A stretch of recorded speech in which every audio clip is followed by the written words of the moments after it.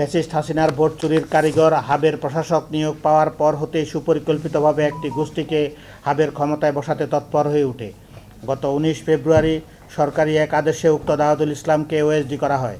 নির্বাচনের সর্বময় ক্ষমতা ও দায়িত্ব নির্বাচন কমিশনের হলেও পুরো নির্বাচনটি কুখ্যাত এই দাউদুল ইসলাম নিয়ন্ত্রণ করেন। নির্বাচন কমিশনের যে নিয়মগুলো আছে, নীতিমালাগুলো আছে, এটার কোনোটারই ওনারা পালন করেননি। ব্যালট চেক করা, তারপরে আমাদের পুলিং এজেন্টদেরকে এগুলো দেখানো, তারপরে ভোট গণনার সময় আমাদেরকে ক্লিয়ার করে ওনারা বলেছে যে আপনারা জানেন, সাংবাদিক বন্ধুরা সবাই জানেন আপনারা, যে ইভিএমের যে জালিয়াতি হয় ভোট গণনায়, এটার কারণে মহামান্য হাইকোর্ট কিন্তু ইভিএমকে বাতিল করেছে জাতীয় নির্বাচনে। বাট এই সুযোগটাকেই আমাদের এই প্রশাসক কাজে লাগিয়েছেন।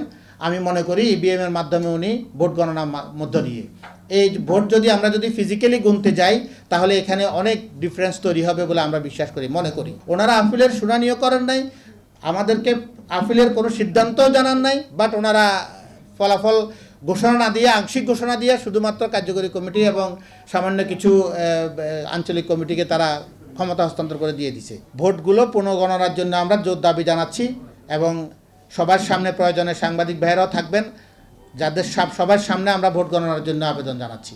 এবং এই ভোটগুলো কোথায় কী অবস্থায় আছে, তারা যাতে কোনোভাবে এগুলোকে কোনো ম্যানিপুলেট করতে না পারে, সেটার জন্য আমরা বাণিজ্য মন্ত্রণালয়কে আমরা অনুরোধ জানাচ্ছি। হাবের প্রবলেম মানে কিন্তু সারা দেশের ধর্মীয় অনুভূতিতে আঘাতের একটা প্রবলেম তৈরি হয়ে যাবে।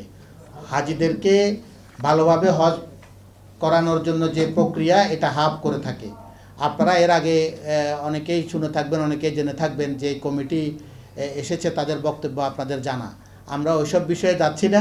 যদি বাংলাদেশে একটি বিতর্কহীন হাব এবং বিতর্কহীন একটি হজ যদি পরিচালনা করতে চায়, তাহলে এই বিতর্কিত নির্বাচনকে বাতিল করে এবং নতুন নির্বাচন দিয়ে ভালো মানুষদেরকে নির্বাচিত করার জন্য সুযোগ তৈরি করে দেওয়ার জন্য আপনাদেরকে আমরা বিনীত অনুরোধ জানাচ্ছি। আপনাদের